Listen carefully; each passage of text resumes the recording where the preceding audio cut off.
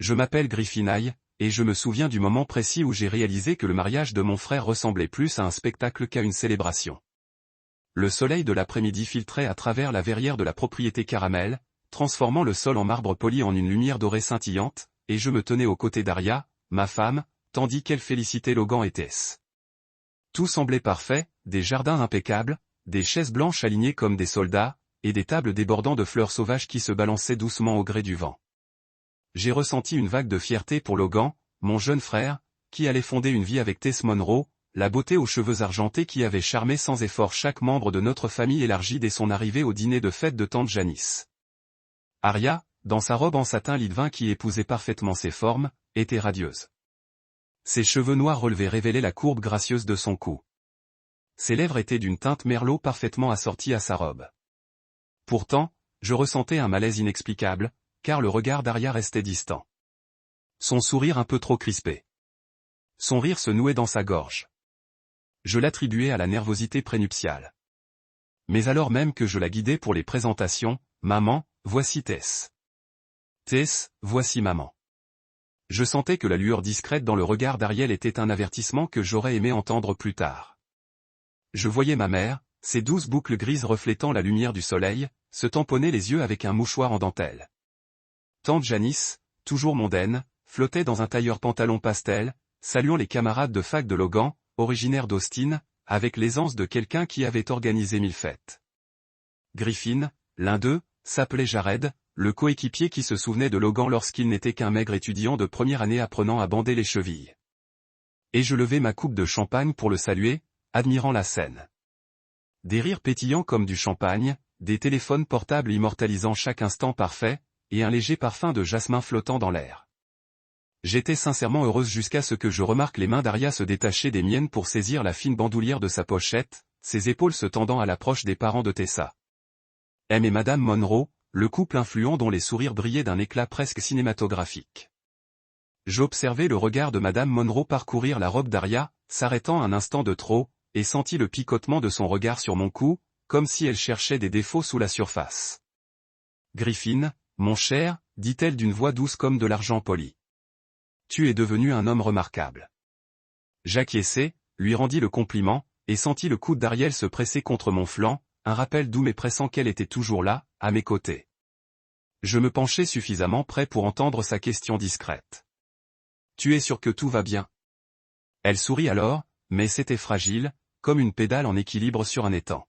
« Bien sûr, dis-je, même si mon cœur battait un peu plus vite, incertain de la raison pour laquelle son immobilité faisait penser à un signal lumineux dans l'après-midi radieux. Je nous ai fait avancer vers le bord de la terrasse pour qu'elle puisse respirer. Mais elle m'a laissé la guider, seulement pour voir la mère de Tess féliciter les garçons d'honneur de Logan. De grands athlètes aux larges épaules, tous semblaient rayonner de confiance, avant de se retourner vers nous avec son sourire parfait, comme si elle connaissait déjà le scénario de cette journée. Je m'éclaircis la gorge, portant un toast à Logan et Tess. Que votre vie ensemble soit aussi dorée que le coucher de soleil ici à Carmel. Les verres trinquèrent et j'entendis le rire poli d'Ariel, tandis que je sentais une vive tension dans ma poitrine. Logan me serra l'épaule avec une exubérance fraternelle, les yeux brillants d'une joie sincère, et j'essayai d'égaler son sourire. Mais l'instant se brisa pour moi lorsque je vis le regard d'Harry se poser sur les falaises lointaines surplombant le Pacifique, totalement dénué de toute célébration, ombragé par quelque chose que je ne pouvais pas encore nommer. Je me détournai pour apprécier la vue, espérant que la brise apaiserait la tension que je sentais monter dans mon échine. En contrebas, l'océan s'étendait à l'infini, ses vagues déferlant doucement sur le rivage, indifférentes aux drames humains. Mon esprit erra vers le soir où Aria avait senti une odeur de gaz dans notre cuisine. Son instinct, suffisamment aiguisé pour nous sauver tous les deux du désastre. Elle m'avait précipité hors de la maison quelques instants avant que la veilleuse n'allume la fuite. Je me souvenais du calme glacial dans son regard, de la clarté avec laquelle elle avait agi. Sans hésitation, sans hésitation. Si elle en était si sûre maintenant, je lui devais la même attention précise que j'avais portée au poêle ce soir-là. Me retournant vers elle, je lui proposai un réconfort. « Si tu as besoin d'air frais, allons faire un tour le long de la colonnade. » Elle hocha la tête, se méfiant de sa voix. Je passai donc mon bras autour de sa taille et la guidai, passant devant des lanternes accrochées aux branches d'eucalyptus, devant des groupes d'invités discutant avec une excitation feutrée. Je pris un instant pour jeter un coup d'œil à Logan, qui riait avec son ami d'université Clayton, et à Tess, qui affichait un sourire éclatant, sa robe capturant les derniers rayons du soleil comme des gouttes de verre en fusion. Tout le monde était si captivé par ce spectacle que personne ne remarqua qu'Arya retira sa main de la mienne et la pressa contre sa bouche comme pour étouffer un cri. Je m'arrêtai, la regardai dans les yeux et y vis une lueur de peur. La même peur que j'avais vue lorsqu'elle m'avait tiré hors de la cuisine. Mon cœur battait la chamade. « Dis-moi » insistai-je doucement. « Qu'est-ce qui se passe » Arya déglutit, les yeux brillants. « Griffin, dit-elle d'une voix tremblante.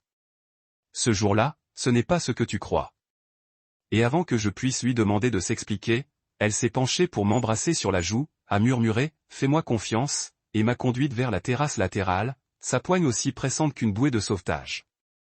Et à cet instant, j'ai compris que le grand jour de Logan était devenu le début d'une épreuve que je n'avais jamais sollicitée. Nous avons fait notre ronde, comme toujours dans ce genre d'événement.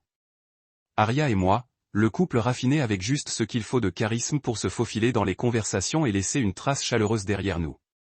Logan, le sourire jusqu'aux oreilles, avait été entraîné par une foule d'amis de fraternité. Mais Arya et moi nous sommes laissés emporter par le rythme des banalités avec une aisance éprouvée. Nous avons serré dans nos bras des cousins que je n'avais pas vus depuis 10 ans, serré la main du patron de Logan, dont la laine sentait déjà légèrement le bourbon, et hoché la tête poliment en présentant la famille élargie de Tessa. Les Quindes de Monroe, les Whittaker, tous alignés comme des pièces d'un échiquier parfaitement dressé. Le père de Tessa, Richard Monroe, était toujours au centre, imposant, magnétique, le genre d'homme qui donnait envie aux gens d'être d'accord avec lui, même quand il n'avait encore rien dit. Arya se tenait à côté de moi, un bras doucement passé sous le mien, sa posture impeccable, son sourire formel. Il ne plissait plus le coin de ses yeux comme avant.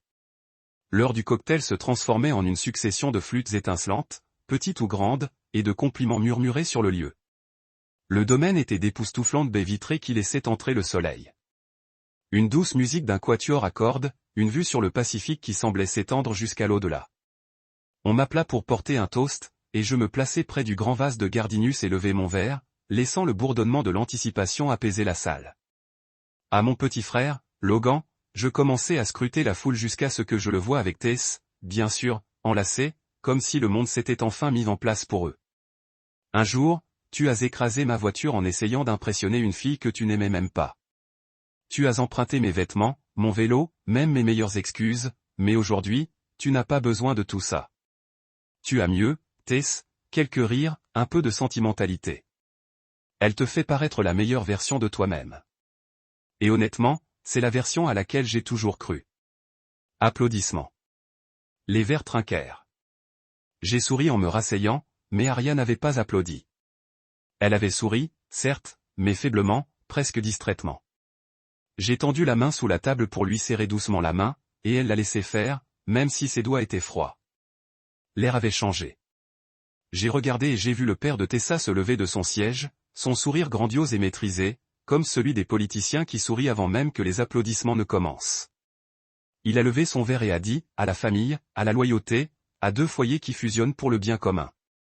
Ce mot, fusion, m'a pris au dépourvu. Ce n'était pas le langage habituel des mariages. J'ai vu quelques têtes s'incliner, peut-être la même confusion s'insinuant dans leurs esprits que dans le mien. Au Montrose et au Hale, a-t-il poursuivi, la voix haute, un commandement solennel. Que l'avenir que nous bâtissons ensemble soit fort, profitable et durable. Un autre mot étrange, profitable. J'ai jeté un coup d'œil à Arya, m'attendant peut-être à un haussement de sourcils ou à un léger rire à la sonnerie officielle de son toast. Au lieu de cela, j'ai vu sa mâchoire se serrer, ses yeux baissés, sa prise autour de mes mains se raffermir subtilement. Elle semblait se préparer à quelque chose. Ça va, ai-je murmuré. Elle a hoché la tête une fois. Trop vite. Je t'expliquerai plus tard, a-t-elle murmuré en retour, mais son expression ne s'est pas adoucie. Elle s'est durcie. Je connaissais ce regard. Elle n'était pas agacée. Elle était inquiète. Nous avons passé la demi-heure suivante à errer parmi les groupes d'invités. La mère de Tessa a complimenté la robe d'Arya. Mais ce commentaire était empreint d'une telle insincérité qu'on a l'impression d'avoir raté un examen silencieux.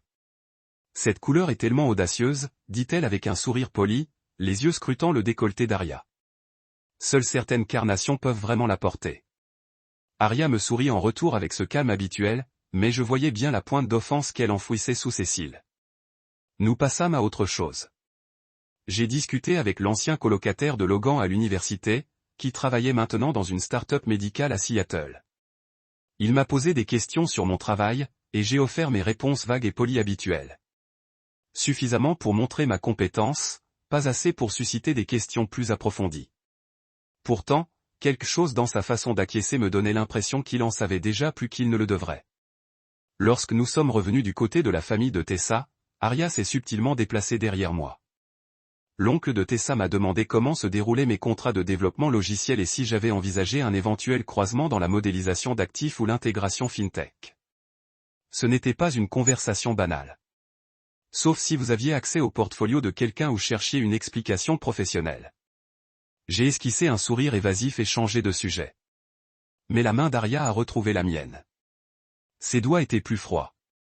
Le quatuor à cordes s'est transformé en une version de Can't Help Falling in Love, et les lumières ont commencé à faiblir légèrement tandis que le soleil se penchait vers l'horizon.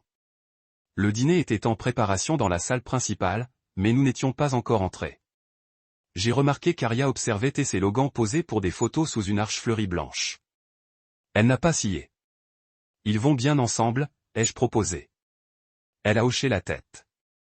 Ce n'est pas la même chose que de dire qu'ils sont faits l'un pour l'autre, a-t-elle dit doucement. Avant que je puisse lui demander ce qu'elle voulait dire, quelqu'un m'a tapoté l'épaule. C'était tante Janice, qui demandait si nous avions vu où la table des desserts était dressée. Aria s'est excusée pour aller aux toilettes, et je suis resté pour guider quelques invités vers la salle de réception. À son retour, son sourire avait complètement disparu. Elle ne dit pas un mot, s'assit juste à côté de moi à la longue table familiale, les mains jointes sur ses genoux. Son assiette resta intacte tandis que le dîner était servi.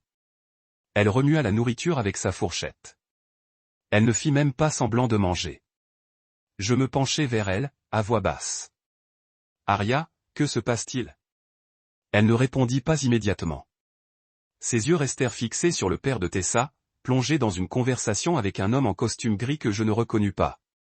Puis elle se tourna vers moi, et ce que je lus dans son expression n'était pas de la panique. C'était de la certitude. « Il faut qu'on parte, dit-elle. » Mes sourcils se froncèrent. Partir ? Pourquoi ? Nous nous assîmes simplement. Elle secoua la tête. S'il te plaît, Griffin. Je t'expliquerai dans la voiture. Sa voix était impassible. Il n'y avait pas de désespoir, seulement cette même clarté froide que j'avais perçue lorsqu'elle m'avait tiré hors de la maison à cause de la fuite de gaz. Ce regard qui ne demandait pas. La confiance. Il l'exigeait. Je jetai un coup d'œil à Logan et Tess. Il riait de nouveau, la tête renversée en arrière, la main dans le bas de son dos, comme s'il n'imaginait pas de meilleur moment. Personne ne nous regardait. Personne ne nous remarquerait si nous nous glissions par le côté. Mon instinct se méfiait de ma logique. C'était le mariage de mon frère, mais Aria n'était jamais aussi sûre d'elle sans raison. Alors, je me suis levé. Elle aussi. Nos mouvements étaient fluides, inaperçus. Nous avons longé le bord du patio, descendu l'escalier latéral et pénétré dans le parking où notre voiture attendait comme un canot de sauvetage amarré à un navire sur le point de couler. Je lui ai ouvert la portière passager. Elle n'a pas dit merci. Elle est simplement montée. Et dans ce silence, avec le domaine illuminé derrière nous et ma famille en fait aveuglée, j'ai réalisé que je n'avais aucune idée de ce qui m'attendait ni de ce dans quoi je mettais les pieds. Une fois les discours terminés et les invités dispersés vers la piste de danse ou les desserts, je me suis éclipsé de la foule. J'avais besoin d'aller voir Logan, en partie par inquiétude, en partie parce que la tension d'Aria et le toast du père de Tessa commençaient à me ronger le ventre. Je trouvai Logan près du jardin, à moitié caché derrière une haie de roses blanches, tirant sur sa cravate comme si elle l'étranglait. Sa veste était enlevée, ses manches retroussées, et il ressemblait plus au gamin que j'aidais à faire ses devoirs qu'au nouveau marié de l'année. « Salut » dis-je en m'approchant nonchalamment. « Ça va » se retourna-t-il avec son sourire habituel pour ne pas inquiéter qui que ce soit. « Salut Griff, j'avais juste besoin d'air. » C'est Monroe, mec, ils adorent les agendas chargés. Je ris en m'approchant de lui. « Grand jour, tu as réussi. » « Ouais » dit-il en se passant la main dans les cheveux. « On dirait une page de magazine, non ? Absolument. Comment te sens-tu, au fait? Sérieusement? Il s'appuya contre la balustrade en pierre et me lança un regard oscillant entre excitation et épuisement, comme si j'entrais dans une dynastie. J'ai haussé un sourcil.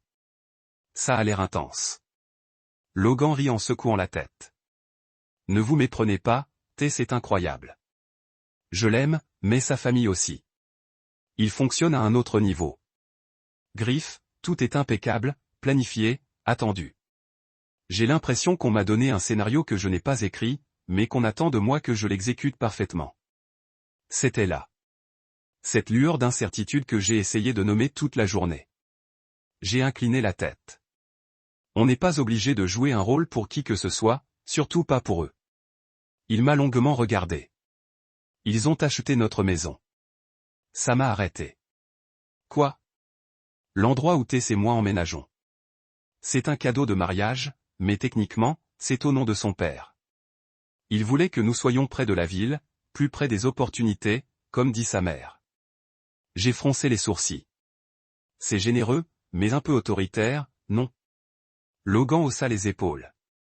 Ça devient encore plus bizarre. Ils veulent que je rejoigne le Monroe Fund comme conseiller. J'ai cligné des yeux. Conseiller? Logan, tu es thérapeute du sport. Je sais, dit-il en se passant les mains sur le visage. Mais il n'arrête pas de vanter mes qualités relationnelles, ma capacité à communiquer avec des clients à forte valeur ajoutée. C'est un bon choix pour leur équipe de relations avec les investisseurs.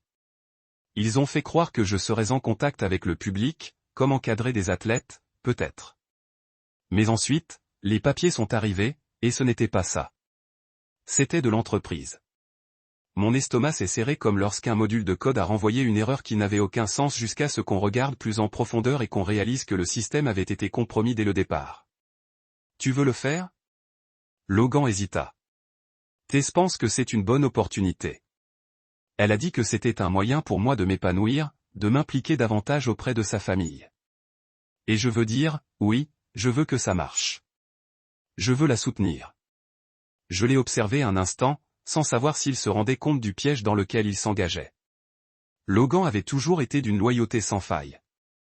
Il se donnait à fond pour rendre quelqu'un fier. Il ne reconnaissait pas la manipulation déguisée en mentorat. Vous savez, on n'a rien à prouver. J'ai dit, tu as bâti une belle carrière. Tu aides les gens à guérir. C'est du vrai travail. Ne les change pas contre des poignées de main et des bilans trimestriels. Il a baissé les yeux, la voix plus douce. Tu vois toujours les angles avant moi. Avant que je puisse répondre, j'ai senti un changement dans l'air, une présence. Je me suis retourné et j'ai aperçu Arya au loin, debout sous l'arche près de la tente de réception. Ses bras étaient croisés et ses yeux fixés sur nous. Pas de sourire, juste une attention soutenue. J'ai levé la main et elle a hoché la tête faiblement. Quand j'ai regardé Logan, il a suivi mon regard. Elle va bien? A-t-il demandé. Elle a été un peu dérangée aujourd'hui, ai-je dit. Honnêtement. Je ne sais pas trop ce qui la tracasse. Logan eut un léger sourire narquois. C'est peut-être la Monrose. Elles ont cet effet.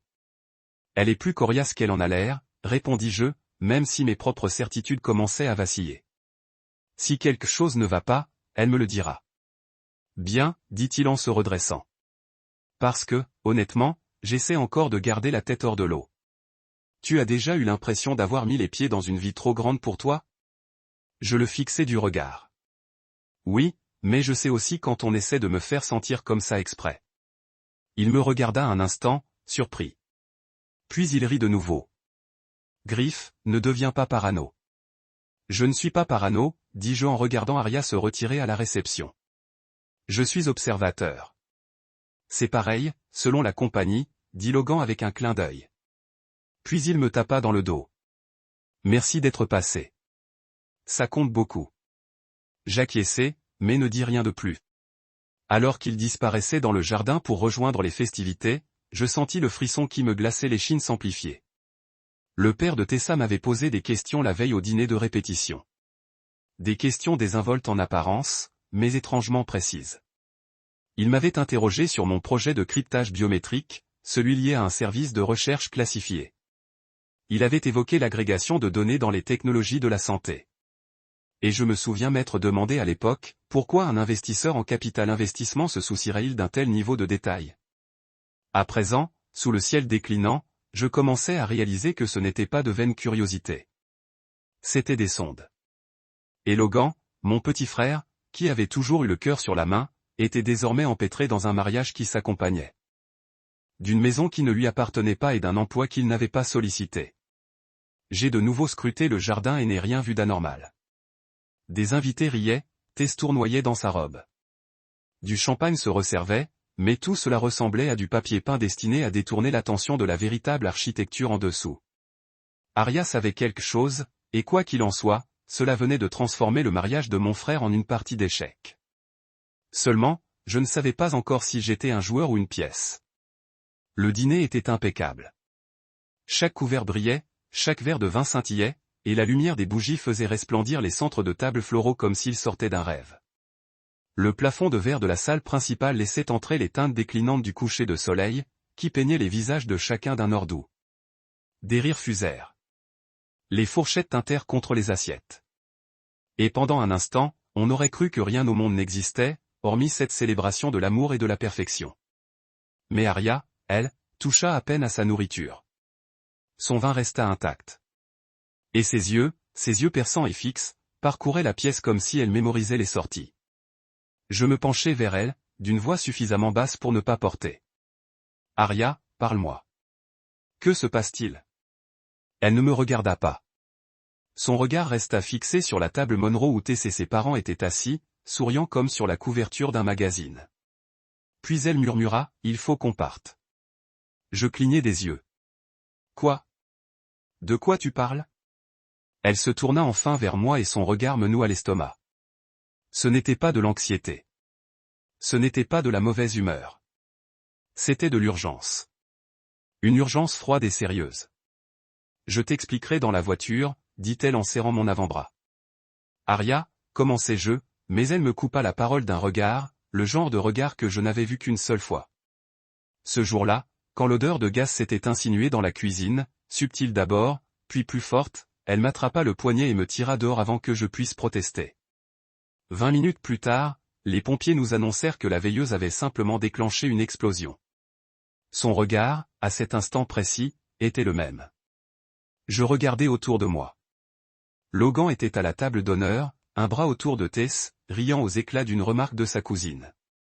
Ses yeux brillaient, et il avait l'air si heureux, si inconscient. L'idée même de quitter sa grande soirée me tuait. Mais la voix d'Ariel était plus basse, plus ferme. « S'il te plaît, Griffin. » Elle ne disait jamais « s'il te plaît » comme ça. Sauf si elle était absolument certaine que quelque chose allait arriver. Alors, je me suis levé, essayant de garder mes gestes décontractés. Aria a fait de même, glissant son châle sur ses épaules. Nous avons murmuré quelque chose à propos d'un besoin de souffler et nous sommes dirigés vers la terrasse, passant devant des invités trop occupés à danser et à dîner pour remarquer notre départ. Personne ne nous a arrêtés. Une fois dehors, l'air nocturne nous a frappés comme une éclaboussure, frais, salé et empreint de silence. Nous avons traversé la terrasse latérale rapidement, en direction du voiturier. Mais Aria n'a pas attendu. Elle a ouvert la voiture elle-même, grimpant au volant sans hésitation. J'ai ouvert la portière passager et me suis glissé à l'intérieur, le cœur battant la chamade. Alors que nous démarrions, la musique derrière nous s'est estompée en un écho fantomatique, et le domaine est devenu un décor, scintillant comme un mensonge magnifiquement raconté. Le trajet fut d'abord silencieux. Aria gardait les yeux rivés sur la route, la mâchoire serrée, les doigts agrippés au volant, comme si elle avait besoin d'un point d'ancrage solide. Sa respiration était régulière, mais je sentais qu'elle était forcée, délibérée. Son cerveau tournait à toute vitesse. J'avais déjà vu ça dans sa façon de gérer les crises, les contrats, et une fois, lorsqu'elle avait convaincu un administrateur d'hôpital de nous réserver une chambre individuelle pour la dernière nuit de mon père. Cette version d'Aria n'était pas seulement calme. Elle était redoutable. « Aria, dis-je, brisant enfin le silence. Parle-moi. » Rien. 10 minutes s'écoulèrent. Le paysage se brouillait derrière nous. Arbres, lampadaires et quartiers tranquilles s'étendant entre falaises et littoral. J'allais de nouveau dire quelque chose, mais elle s'arrêta près de la baie et coupa le moteur. Le silence soudain me fit bourdonner les oreilles. Elle se tourna lentement vers moi. Tu n'as vraiment rien remarqué, sa voix était creuse, comme si elle connaissait déjà la réponse, mais avait besoin que je l'entende. Remarquez quoi, demandai-je en fronçant les sourcils. Elle laissa échapper un long soupir, les yeux brillants dans la pénombre. Ce mariage, ce n'était pas une question d'amour. C'était une fusion. Je la fixai du regard. De quoi tu parles? Elle détourna le regard vers l'eau sombre. La famille de Griffin Tessa dirige Monroe Fund Management. Ils ne sont pas seulement riches, ils sont puissants, et ils font l'objet d'une enquête fédérale. Cela me prit de court. Quoi? Discrètement, dit-elle. La SEC les entoure, mais l'affaire n'a pas encore été rendue publique. Ils veulent désespérément redorer leur blason avant que les choses ne se sachent. Ce mariage était une remise à zéro narrative. Logan est l'homme saint et intouchable de tous. Ils blanchissent leur image publique à travers lui. Je restai assise, stupéfaite. C'est insensé. Non, dit-elle. C'est stratégique. Réfléchis Logan est thérapeute du sport. Tout le monde l'adore. Il n'a jamais été impliqué dans quoi que ce soit de louche. Il n'a même pas de scandale sur les réseaux sociaux. C'est le masque parfait. Je secouai la tête. Alors, ils se servent de lui, tout simplement. Et toi? Ajouta-t-elle. Je me figeai. Moi. Elle fouilla dans sa pochette et en sortit son téléphone. Ses doigts glissèrent rapidement vers une feuille de document enregistrée. Elle me la tendit. Défilé vers le bas. C'était un PDF. Une simplicité juridique mêlée à des révisions de la structure financière des noms de propriété attachés aux actifs que je reconnaissais. Mes brevets, 2 d'entre eux, une technologie de sécurité que j'avais mis des années à perfectionner. Et sous la section « Accès autorisé aux investissements », il y avait le nom de Tessman. Je levai lentement les yeux. Comment avaient-ils fait? Ils utilisaient le lien de Logan avec toi. Ils savaient que tu lui ferais confiance. Ils pensaient que tu ne remettrais jamais en question ni l'unité avant qu'il ne soit trop tard. Ces révisions avaient été déposées il y a 2 jours par l'intermédiaire d'une société Shell LLC liée à la succursale de Monroe Funds dans le Delaware. Je restais là, abasourdi. Les mots se brouillèrent devant moi. La voix d'Aria me coupa de nouveau la parole. C'est pour ça que le père de Tess n'arrêtait pas de te poser des questions sur tes projets. C'est pourquoi Tess tenait tant à ce que tout se passe bien entre toi et Logan. Tu n'étais pas seulement le témoin, Griffin. Tu étais la cible. J'avais l'impression que mon monde avait basculé. J'essayais de respirer, mais ma poitrine était serrée. Je me souvenais du dîner de répétition. Le père de Tess m'interrogeait nonchalamment sur mes algorithmes de cryptage, ses questions innocentes sur mes contrats fédéraux. J'avais répondu par politesse, pensant qu'il manifestait simplement son intérêt, mais non. Il me surveillait. La nausée me frappa soudain, me noua l'estomac comme si quelque chose de toxique venait de pénétrer mon sang. Seigneur, murmurai-je. Aria tendit la main et la posa sur la mienne. Je n'en étais sûr que ce soir. Mais lorsqu'il porta son toast à la fusion des familles, je compris. Ce n'était pas un mariage. C'était une manœuvre d'entreprise vêtue de blanc et d'or. Nous étions assis là, dans le noir, le silence de la baie n'étant troublé que par le bruit lointain des vagues et le bourdonnement des grillons. Mes mains tremblaient, non pas de peur, mais de trahison. Logan, mon frère, avait-il su? Avait-il joué le jeu? Et si oui, pourquoi? Je fixais le pare-brise, l'esprit brouillé. Et maintenant? Aria me serra la main. Maintenant, on prend les devants. On ne se contente pas de réagir, on se prépare. Et pour la première fois cette nuit-là, je l'ai vu. Ce n'était pas la fin de quelque chose. C'était le début d'une guerre dans laquelle j'ignorais déjà être engagé. Nous sommes restés silencieux pendant un long moment. La voiture était immobile, moteur coupé, garée dans un virage tranquille de la baie, où les lumières de la ville scintillaient au loin, et où l'eau clapotait contre les rochers à un rythme lent et posé. Aria n'avait pas lâché le volant depuis notre arrivée. Ses jointures étaient blanches, ses épaules raides, son regard rivé sur l'horizon, comme si elle avait peur de me regarder. Je voulais dire quelque chose. N'importe quoi, mais que dire quand on vient d'apprendre que le mariage de son frère était une couverture pour une tentative hostile d'appropriation de sa propriété intellectuelle? Je me suis adossé à mon siège, les bras croisés, sentant le bourdonnement d'adrénaline se fondre enfin dans une lourdeur aigre dans mon estomac. J'essayais de rattraper le poids de ce qu'elle m'avait dit. La famille de Tessa, ces Monroe souriants et trop polis, faisait l'objet d'une enquête fédérale discrète. Leur image publique vacillait, leur marque était fissurée, et ils avaient besoin d'une histoire, d'une diversion. Un beau-fils prodige qui leur garantissait une presse impeccable et crédible. Et apparemment un beau-frère avec des brevets technologiques lucratifs et des contrats du département de la Défense qu'ils pouvaient exploiter discrètement. Le mariage de Logan n'était pas qu'une cérémonie. C'était une acquisition calculée, une stratégie de marque, un cheval de Troie. Arya a finalement parlé, la voix cassante. Je ne voulais pas lui gâcher la journée. Dieu sait que j'ai essayé de leur accorder le bénéfice du doute, mais dès que j'ai vu ce document, Griffin, j'ai dû te faire sortir. J'ai tourné la tête lentement. Où as-tu trouvé ça? Elle a pris une grande inspiration et a lâché le volant, les mains retombant sur ses genoux comme des pierres. Tu te souviens du cousin de Tess, le grand avec la coupe au bol qui gère la logistique du bureau familial Monroe? Derek, a-t-elle hoché la tête. Il sortait avec mon amie Lydia. Une rupture difficile, mais Lydia a toujours accès à certaines des applications qu'ils utilisaient quand ils vivaient ensemble. Dropbox, DocuSign, un cloud partagé pour l'organisation de mariage. Bizarrement, elle a signalé quelque chose d'étrange il y a quelques jours. Un accord de confidentialité qui te mentionnait? Elle me l'a envoyé. Alors, tu étais assis là-dessus depuis avant le mariage? Non, a-t-elle dit rapidement. Je ne pensais pas que c'était réel. J'ai pensé à une erreur ou à un malentendu, mais j'ai entendu le père de Tess parler à un homme à l'heure de l'apéritif, lui disant des choses comme « on peut le mettre là où on a besoin de lui ». Et ça a fait tilt. Ce dossier n'était pas que de la paperasse. C'était un plan pour toi, pour ton travail. J'ai expiré lentement, essayant de contenir la fureur qui montait dans ma poitrine. Alors Logan est impliqué. Il le savait. Arya hésita. Je ne sais pas ce qu'il sait, mais je sais une chose. Il se disputait avec Tess pendant le dîner. Je me suis tourné vers son cœur battant la chamade.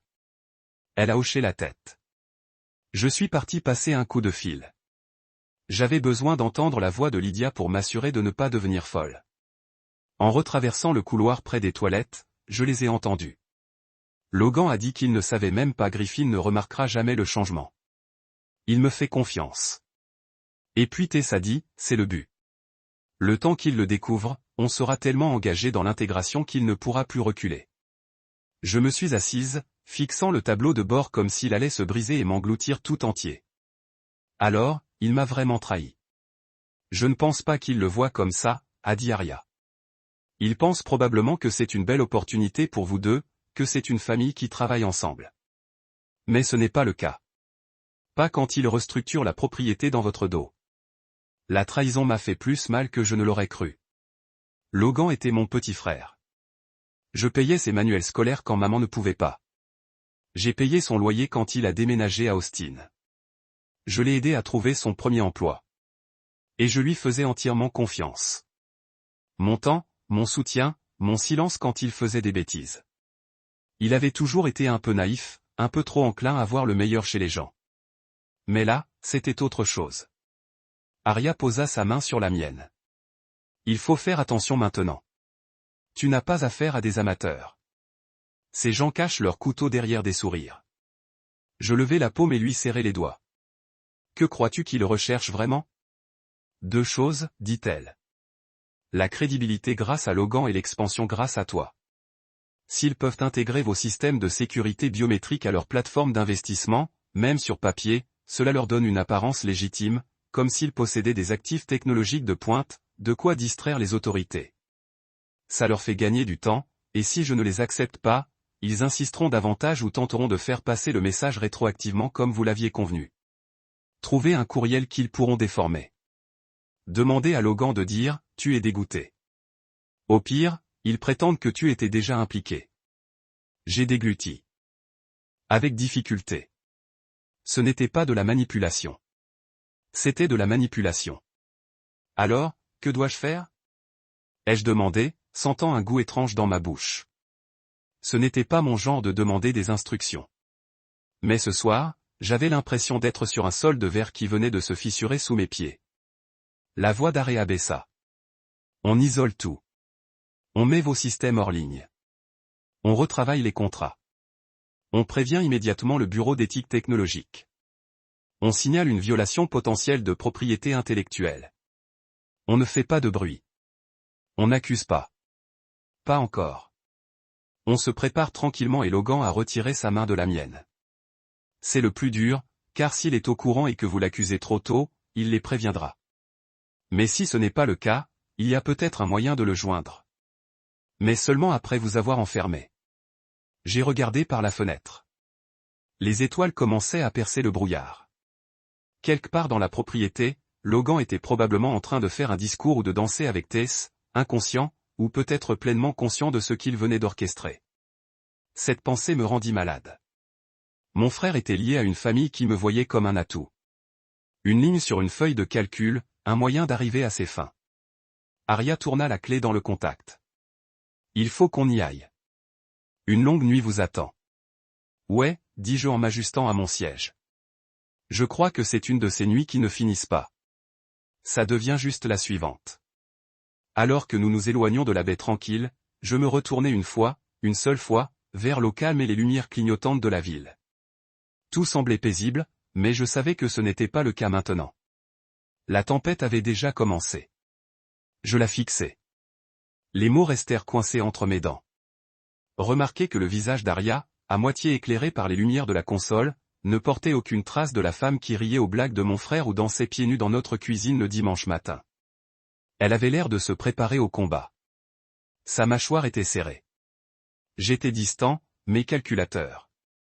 Ce mariage n'avait rien à voir avec ça. Amour, dit-elle finalement. C'était une fusion, Griffin. Je me suis lentement reculé. Une fusion. Elle hocha la tête, plongeant la main dans sa poche. Cette fois, elle sortit sa tablette. En quelques clics, elle fit apparaître un graphique. Niveau de propriété, non, ligne reliant les filiales comme une toile d'araignée. Au centre de tout cela se trouvait Monroe Fund Management. J'ai commencé à fouiller après que Lydia m'a prévenu, dit Aria en passant à un autre écran. Et puis, je n'ai plus pu m'arrêter.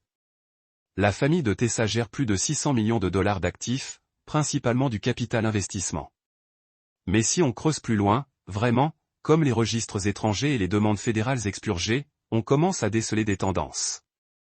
Des rachats par effet de levier qui manquent de connaissances privilégiées. Des entreprises rachetées des semaines avant des changements réglementaires majeurs. Des entreprises soutenues par Monroe qui explosaient soudainement en valeur.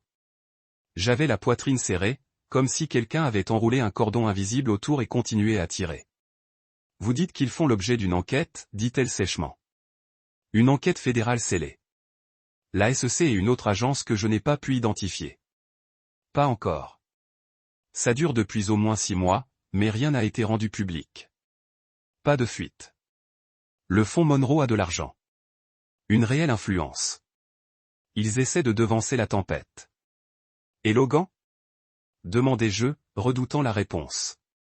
Elle tourna la tablette pour que je puisse voir les noms des fichiers. L'un d'eux se démarqua, le plan de réhabilitation de l'image de Monroe. La stratégie du mariage. PDF. J'avais l'impression que mes poumons ne fonctionnaient plus. Seigneur.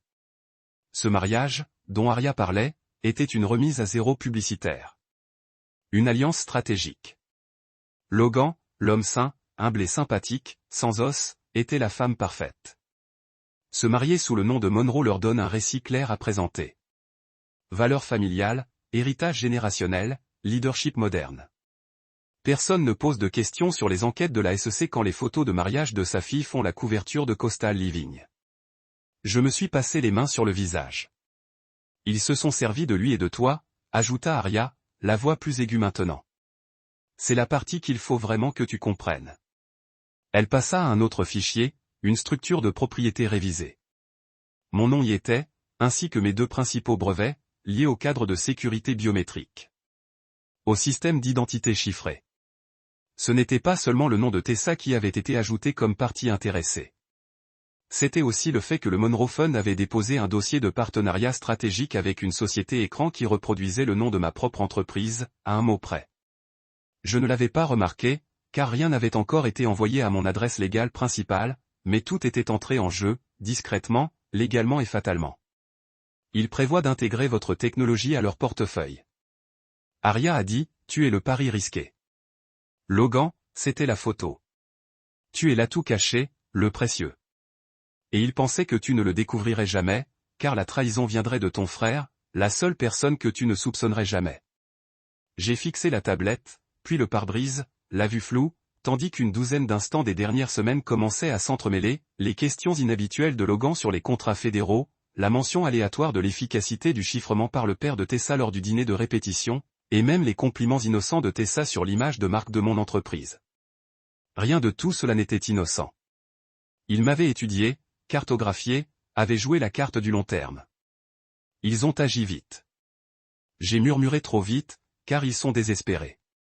Aria a dit que les médias fédéraux se durcissaient.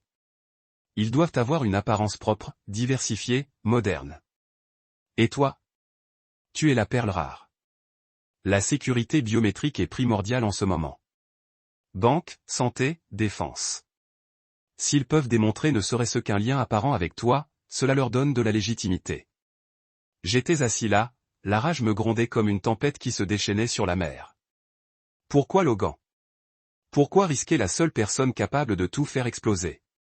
Aria a hésité, car ils l'ont interpellé trop tôt. Ça n'a pas commencé avec Tess Griff. Ça a commencé quand Logan a fait ce voyage de réseautage à New York l'année dernière. Il a rencontré un membre de l'équipe de direction de Monroe par l'intermédiaire d'un ami d'université. Ils l'ont invité à un gala exclusif, se sont intéressés à sa carrière, ont présenté cela comme du mentorat. Tess a été présenté un mois plus tard. Êtes-vous en train de me dire que toute cette relation était orchestrée? Je crois que ça a commencé comme ça, dit-elle doucement. Mais je crois aussi que Logan est tombé amoureux d'elle. Cette partie était réelle. C'était le pire. La prise de conscience que tout avait été orchestré, mais que mon frère ne savait peut-être même plus quelle partie était authentique. Tu crois qu'il sait ce qu'ils font, demandai-je. Je crois qu'il se doute de quelque chose, dit-elle. Mais je ne pense pas qu'il en comprenne la portée. Et il compte là-dessus. Il est le pont. Ils veulent que tu le traverses sans regarder en bas. Je ne pouvais plus rester en place. Je suis descendu de la voiture et j'ai marché quelques pas sur le bas-côté de gravier. L'air froid m'a frappé violemment, et je l'ai accueilli avec joie. J'en avais besoin pour réfléchir, pour respirer. J'ai contemplé la baie éclairée par la lune, l'eau noire ondulante comme de l'huile, et je me suis posé la question que je n'avais pas voulu poser depuis notre mariage. Et si Logan savait tout et s'en fichait? Et si, pour lui, c'était une opportunité, un héritage? Et si le prix à payer pour être une Monroe semblait désormais plus précieux que celui d'être mon frère? Derrière moi, j'entendis la porte s'ouvrir. Aria me rejoignit, enroulant son châle autour de ses bras.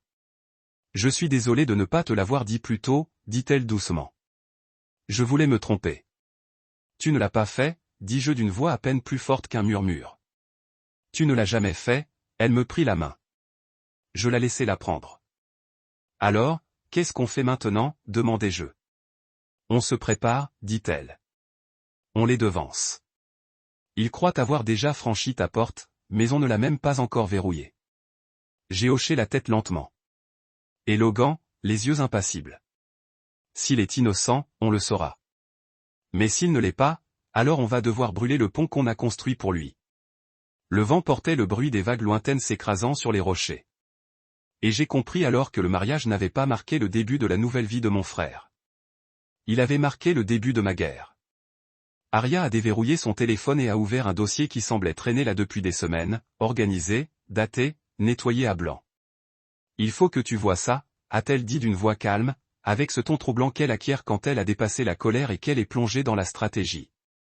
Je me suis penché plus près lorsqu'elle a sorti un document estampillé de filigrane d'entreprise. Mon nom y figurait 2 fois, les 2 fois dans des sections liées aux licences de propriété intellectuelle et à l'allocation stratégique des ressources.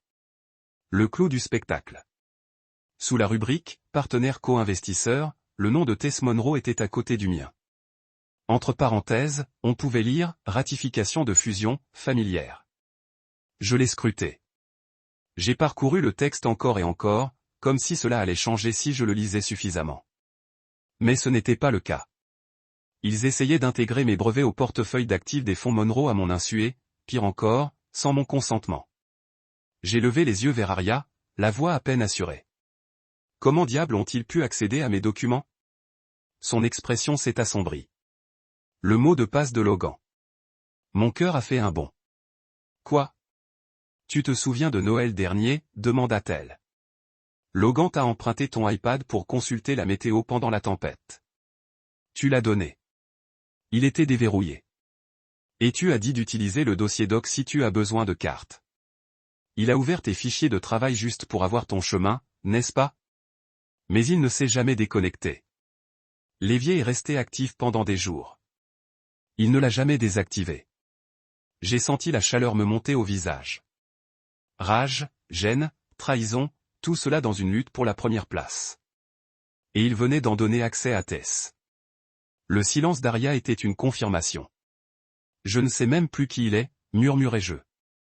Aria ne parla pas. Elle n'en avait pas besoin. Je repassais en tête toutes les conversations que j'avais eues avec Logan au cours de l'année écoulée. Tous les petits coups de pouce, les petites questions curieuses. Comment protégez-vous vos données? Votre cryptage fonctionnera-t-il pour les dossiers financiers? Avez-vous déjà concédé des licences pour votre technologie à des cabinets de conseil? J'avais toujours pensé qu'il était juste fier de moi, curieux, peut-être même un peu impressionné. Je n'aurais jamais cru qu'il transmettait des informations à quelqu'un d'autre. Il a dit que je ne le remarquerais jamais, dis-je d'une voix neutre. La main d'Ariel se porta vers la console centrale où elle avait posé son téléphone plus tôt. Elle ouvrit un enregistrement. La qualité était grésillante, mais les voix étaient reconnaissables. Logan d'abord. Il ne sait même pas, dit-il, l'air agacé. Griffin ne remarquera jamais le changement. Il me fait confiance.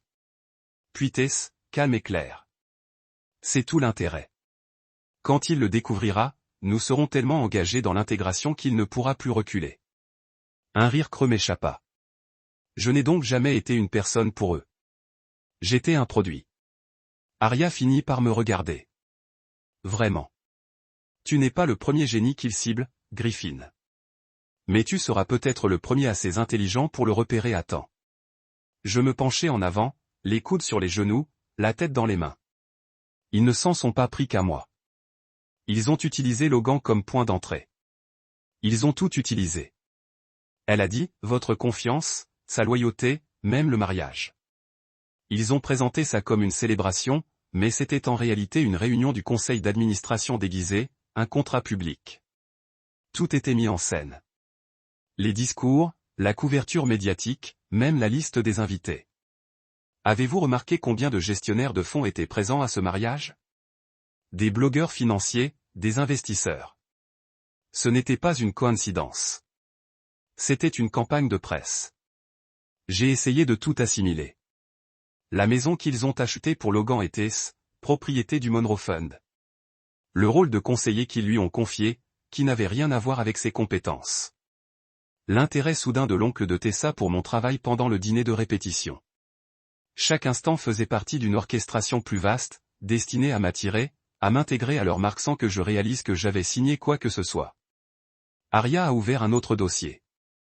Ils ont déjà commencé à façonner le récit, a-t-elle dit en me montrant un projet de communiqué de presse.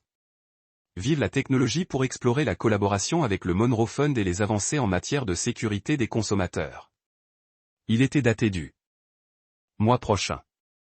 Ils n'espèrent pas seulement que je suive. Avec ça, dis-je lentement. Il parie que j'arrive trop tard pour les arrêter. À moins que tu ne bouges maintenant, dit Aria. Ce soir, je me suis levé et j'ai commencé à arpenter la voiture, le gravier crissant sous mes chaussures. La colère qui couvait en moi était à son comble et il fallait qu'elle s'en aille. Je dépose une plainte pour abus de pouvoir, dis-je. Je verrouille tous les dépôts que je possède, toutes les revendications de propriété intellectuelle.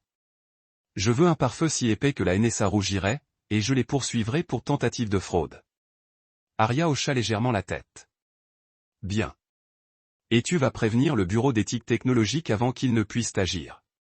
S'il y a la moindre trace écrite entre tes brevets et les systèmes internes de Monroe, cela déclenchera une évaluation éthique automatique. Et Logan? Demandai-je. Dois-je l'appeler? Non, dit-elle. Pas encore. Il avertira Tess. Et ensuite, ils couvriront leurs traces. Je détestais qu'elle ait raison. Je détestais même devoir considérer mon propre frère comme un risque. Facteur. Mais ce n'était plus une question d'émotion. C'était du business. Et en affaires, la loyauté ne signifiait rien quand il y avait un moyen de pression. Je me suis retourné vers la voiture et Aria était toujours assise tranquillement à l'intérieur, feuilletant des dossiers, coordonnant des chronologies, vérifiant les horodatages. Elle n'était pas seulement ma femme pour l'instant. Elle était mon pare-feu. Ma stratège, la seule personne qui avait vu à travers la fumée avant que quiconque ne sente le feu. Je suis remonté dans la voiture et j'ai bouclé ma ceinture. On rentre? On ne dort pas. On commence ce soir. Elle m'a lancé un regard d'approbation discrète, puis a démarré le moteur. Alors que nous démarrions, le domaine Monroe n'était plus qu'une lueur au loin, un beau mensonge se dissolvant dans le brouillard derrière nous. Il pensait que je leur en serais reconnaissant. Il pensait que je sourirais aux caméras et que je donnerais ma vie pour avoir le privilège de rejoindre leur dynastie. Au lieu de cela, j'allais leur rappeler ce qui arrive quand on bâtit son empire au nom de quelqu'un d'autre. On oublie qu'il en est toujours le propriétaire. L'enregistrement audio qu'Aria avait diffusé résonna longtemps dans ma tête. Après avoir fermé le dossier. Il ne sait même pas, avait dit Logan. Griffin ne remarquera jamais le changement. Il me fait confiance. Et puis, il faudra passer des tests. C'est là tout l'intérêt. Quand il le découvrira, nous serons tellement engagés dans l'intégration qu'il ne pourra plus reculer. Ces mots ne m'ont pas seulement blessé. Ils m'ont creusé un creux dans la poitrine. C'était le genre de trahison qui ne s'accompagne ni d'engueulade ni de confrontation dramatique. C'était discret, chirurgical, comme une aiguille qui glisse entre les côtes quand on ne regarde pas. J'étais assis dans mon bureau à la maison, baigné par la lumière ambre tamisée de la lampe d'amble. Aria était en face de moi, son ordinateur portable ouvert, son téléphone calé entre son épaule et son oreille, qu'elle a coordonné avec la première vague de dégâts. Notre conseiller juridique, une société de cybersécurité et un agent de liaison privée en matière d'éthique avec qui nous avions travaillé lors d'un déploiement de protection des données soutenu par le gouvernement l'année précédente. Elle agissait comme quelqu'un qui avait répété ce moment. Et peut-être l'avait-elle vu venir avant même moi. Voilà. Ce qui rendait la situation encore plus douloureuse. Elle le savait. Elle se fiait à son instinct, et je ne me fiais pas au mien jusqu'à ce que la voix de mon frère le confirme. J'ai de nouveau regardé l'enregistrement. Je l'ai réécouté, non pas par besoin d'entendre les mots, mais par besoin de ressentir le moment précis où la confiance s'était rompue. C'était le ton de Logan. Sa façon de prononcer mon nom comme si j'étais une pièce d'échec. Pas quelqu'un qui avait traversé les frontières de l'État à minuit pour le tirer d'affaire d'un mauvais bail. Pas le type qui avait remboursé ses prêts étudiants en catimini quand notre mère était trop fière pour demander de l'aide. Pas son frère. Je ne pouvais m'empêcher de penser à ce qu'Aria m'avait dit dans la voiture. Tess n'était pas entrée dans la vie de Logan par hasard. Elle avait été placée, présentée lors d'un gala, jumelée par la proximité, encouragée par des incitations, et une fois qu'elle avait eu son oreille, elle avait accès à tout ce qui s'ensuivait, y compris à moi. Aria parlait dans son téléphone, d'un ton sec et professionnel. Oui, j'ai besoin des journaux horodatés de tous les accès cloud. Elle pointe vers les serveurs de développement de Griffin remontant à 6 mois. Non, pas seulement l'activité de connexion. Je veux l'accès aux fichiers, les correspondances IP, les anomalies signalées. Exécutez-le 2 fois. Supposons qu'ils aient utilisé des proxys miroirs. Elle m'a lancé un regard perçant, la voix plus douce. On va tout arrêter. Tout. Ils ne peuvent pas entrer chez toi avec le visage de ton frère et repartir avec ton avenir. J'ai hoché la tête et suis retourné à mon écran. Un par un, j'ai commencé à relire tous les contrats que j'avais signés l'année dernière. Chaque ligne de code envoyée au système collaboratif. J'ai relu les clauses que je survolais. Je cherchais des failles, des endroits où ils auraient pu insérer du langage, des droits d'accès ou des portes dérobées avec l'aide de Logan. Je ne voulais pas y croire, mais si Tess et sa famille lui avaient expliqué comment présenter la trahison comme un soutien fraternel, alors je devais tout examiner. Un contrat m'a sauté aux yeux. C'était un simple contrat de conseil, quelque chose que Logan m'avait demandé d'examiner avec lui des mois auparavant. Il prétendait explorer une autre voie. Projet avec une start-up fondée par son ami. Assez inoffensif. Mais enfoué en page 8, dans une clause intitulée « Considérations relatives aux licences », il était là. Le conseiller accorde un accès limité aux sociétés affiliées pour des tests de compatibilité interne. À l'époque, j'avais supposé qu'il s'agissait des droits de Logan. Maintenant, j'en savais plus. J'avais été le conseiller et cette clause avait été instrumentalisée. Aria revint à mes côtés et posa un verre d'eau à côté de moi. Nous avons retrouvé la société écran qui a déposé ses révisions de copropriété, dit-elle. Elle s'appelle Belite Equity Holdings. À première vue, elle semble indépendante, mais son adresse d'enregistrement correspond à l'une des anciennes sous-locations de conférences du Monroe Fund à Boston. Le contact de Lydia au bureau d'éthique m'a dit que la même coque avait été utilisée lors de 2 acquisitions passées signalées pour examen. Je me suis adossé à mon fauteuil, le souffle coupé par une lente expiration d'incrédulité. À votre avis, jusqu'où cela va-t-il? Elle s'est assise sur l'accoudoir de ma chaise. Assez profond pour qu'ils ne s'attendent pas à ce que vous la remettiez en question. C'est le plus effrayant. Il pensait que vous souririez à l'annonce de la fusion et que vous la traiteriez comme un partenariat familial. Il pensait que la loyauté vous aveuglerait. C'était presque le cas. Sans Aria, son instinct, son refus d'ignorer les subtils changements, je serais en train de trinquer au champagne, célébrant mon propre effacement. Plus je repensais aux paroles de Logan, plus elles me hantaient.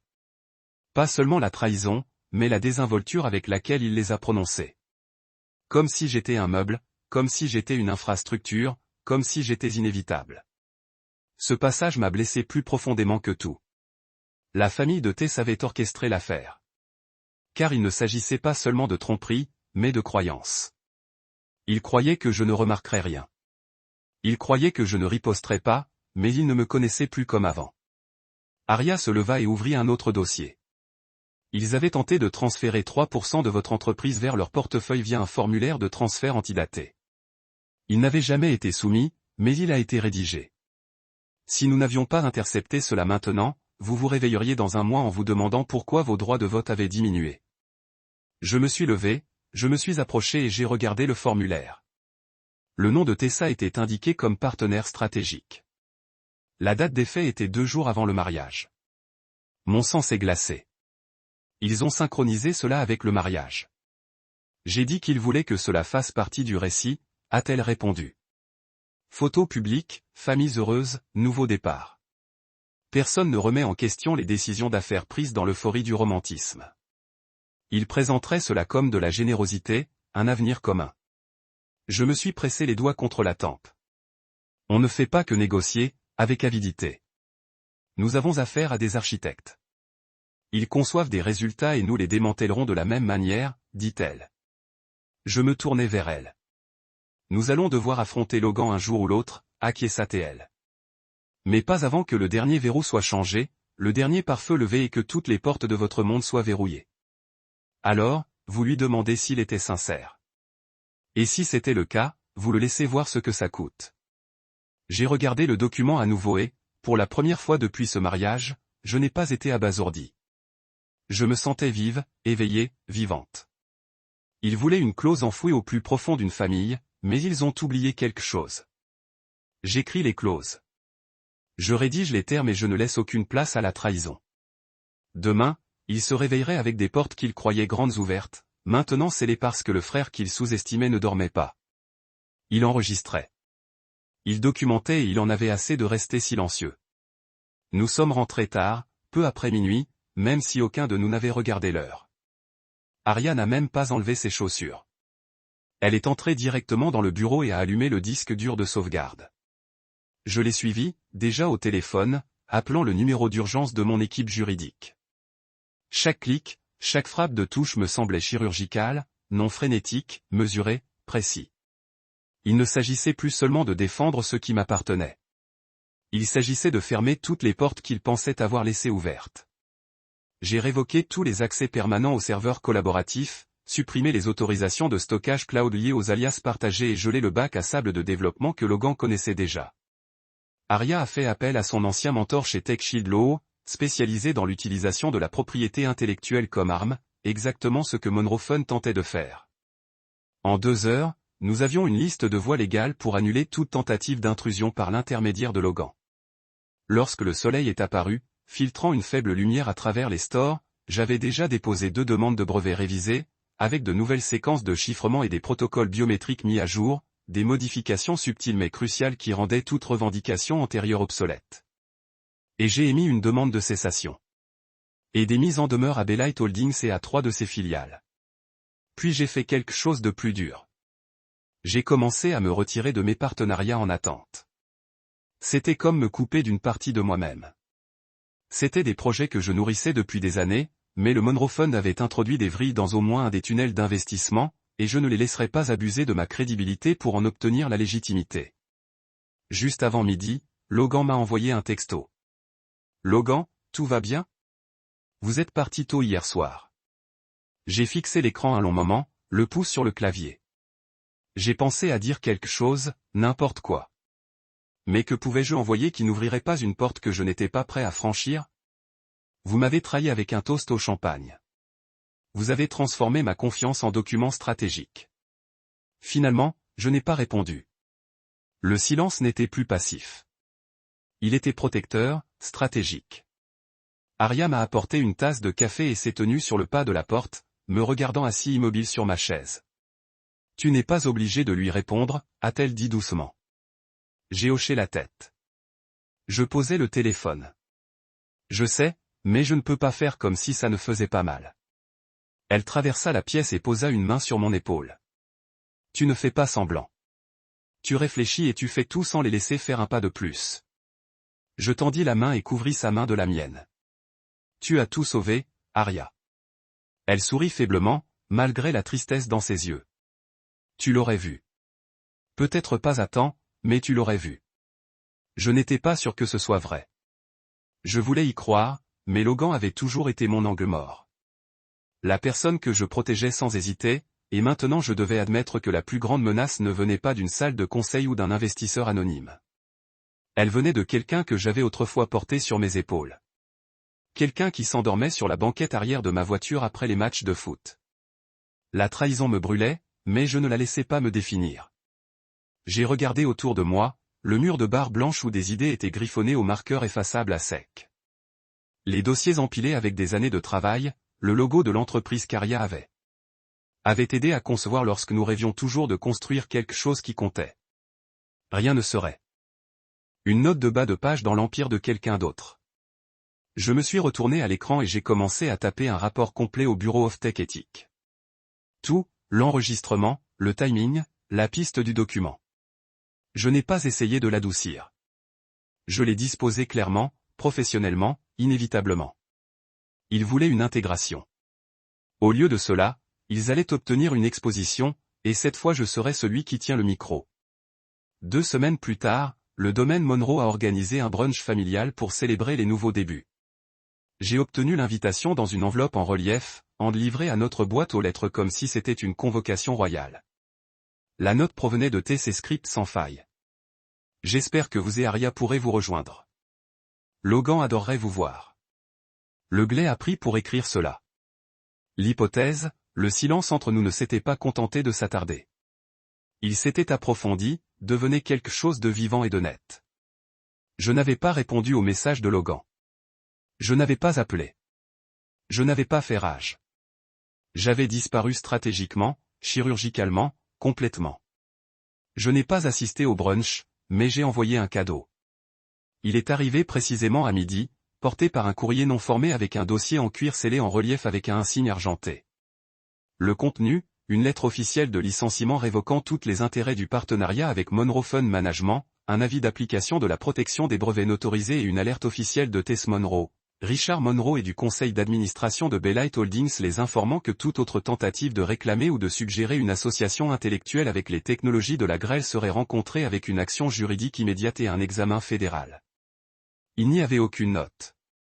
Il n'en mérite pas. Arya et moi avons regardé depuis la fenêtre de la pièce avant tandis que le courrier recula dans la voiture de la ville noire et nous éloigna. Elle a siroté son thé calmement et n'a pas souri, mais il y avait de la satisfaction dans la façon dont elle a expiré. Je n'avais pas seulement fermé la porte sur leur plan. Je l'avais scellée avec une puissance de feu légale et je me suis assuré qu'ils le savaient. Chaque clause qu'ils ont enterrée, chaque connexion forge, chaque calendrier qu'ils j'ai essayé de manipuler, j'avais tout allumé pour le Bureau of Tech éthique. Et la notification n'était pas seulement allée au Montrose. Il était allé à leurs concurrents, à leurs clients, à leurs investisseurs. Le contre-coup avait déjà commencé. Chuchotement des grisonnes légales. Blog spéculant sur les manœuvres d'initiés. Un site d'éthique financière a publié un article intitulé The Monroe Mirage, à où image ne peut pas dépasser la responsabilité. Une simple alerte Google m'a dit tout ce dont j'avais besoin. Il saignait la crédibilité à l'heure. Je ne jalonnais pas. Je ne célébrais pas, mais je récupérais mon nom. Le lendemain, Logan s'est présenté chez moi. Pas d'avertissement, pas de texte, juste un coup. J'ai ouvert la porte lentement, je ne sais pas ce que je verrais. Honte, colère, excuse, mais son visage était illisible. Il se tenait là en kaki et un bouton, des cheveux un peu désordonnés, une bande de mariage attrapant la lumière alors qu'il frottait l'arrière de son cou. « Pouvons-nous parler ?» il a demandé. Je me suis écarté. Il est entré comme il se souvenait encore la disposition, ce qu'il a bien sûr fait. Il m'a aidé à peindre les murs lorsque nous avons acheté l'endroit pour la première fois. Il se tenait au milieu de la pièce, les bras croisés, les yeux passant vers les étagères, le canapé, le bureau avec ses 2 moniteurs fredonnant en mode sommeil. Enfin, il s'est tourné vers moi. « Vous n'allez rien dire. » J'ai plié mes bras. « Tu savais. » Il ouvrit la bouche, mais j'ai continué. « Vous saviez ce qu'il faisait. Vous avez entendu ce qu'il voulait. Et tu ne m'as pas prévenu. Vous ne les avez pas arrêtés. » Je ne pensais pas que c'était comme ça, a-t-il dit rapidement. Je ne connaissais pas tous les détails. J'ai ri une fois, amer et court. Vous ne vouliez pas savoir. Il baissa les yeux. Ils ont dit qu'il s'agissait de partenariat, que c'était un moyen de construire enfin quelque chose ensemble. Vous ne construisez pas avec quelqu'un en lui faisant un jeu les yeux bandés dans un piège. J'ai dit, vous saviez que Tess posait des questions qu'elle ne devait pas. Vous saviez que son père n'était pas intéressé par moi en tant que personne.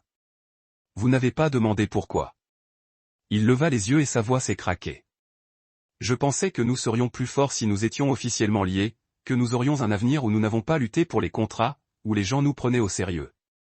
Je pensais que si je les aidais, vous me remercieriez. Il m'a frappé comme une gifle. Cadeau. Je secouai lentement la tête. Tu ne m'as pas protégé. Tu m'as emballé. Je ne savais pas qu'il te volait, dit-il, plus bas maintenant. Pas comme ça. Non, tu les as juste laissés entrer chez moi et dire que c'était l'heure. Le silence s'installa entre nous. Finalement, il parla. Alors, ça y est. Tu en as fini avec moi. J'hésitais. Je repensais aux années que nous avons passées ensemble. De vrais frères, les matins de Noël, les voyages en voiture, toutes les fois où je l'ai porté, où je l'ai tiré d'affaire, croyais en lui. J'ai pensé au mariage, à l'enregistrement, à sa voix disant « Il me fait confiance ». J'ai fini de faire semblant de ne pas les avoir choisis, dis-je. Les yeux de Logan brillèrent, mais il n'a rien dit d'autre.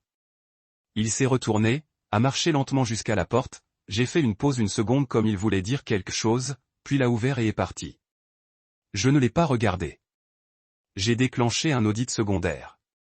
J'ai hoché la tête. Bien, elle m'a observé. Ça va? Non, ai-je dit, mais ça ira.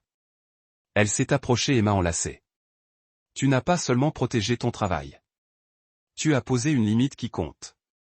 Le mariage avait été magnifique, soigneusement préparé. Chaque fleur, chaque discours, chaque photo, parfait. Mais ce n'était pas une question d'amour. C'était une question d'influence, de présentation, de propriété. Il pensait pouvoir m'inclure comme clause. Au bas d'un contrat. Mais je n'étais pas les petits caractères. J'étais le pare-feu. Et il ne me verrait jamais revenir.